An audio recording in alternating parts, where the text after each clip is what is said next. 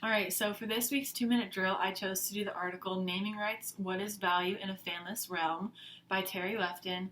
So this article basically takes a deep dive into trying to create value from assets, whether they're tangible or intangible, with no fans in the stadium. And this basically relates to any sport, whether it be soccer, football, basketball, baseball, any hockey, any sport you could really imagine, because those teams do end up having big corporate sponsorships or sponsorships on some sort of level. And with no fans in the stadium, there's about 30 to 60% revenue that is lost per those agreements. So corporate sponsorships basically have to go back and rework all of those different contracts and kind of like rework how they think about their revenue sources.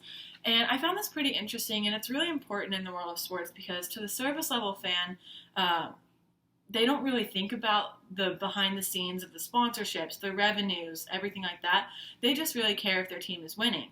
But luckily, I was able to go and get some experience in this world over the summer. And I actually worked with an agency that dealt with kind of the middleman of being a corporate sponsor. And so it was really interesting to see an article that kind of deep dived into the fact that you do have to go back and you do have to rework those assets, and teams will try and deliver make goods or cuts in the fees you're willing to pay as a sponsor.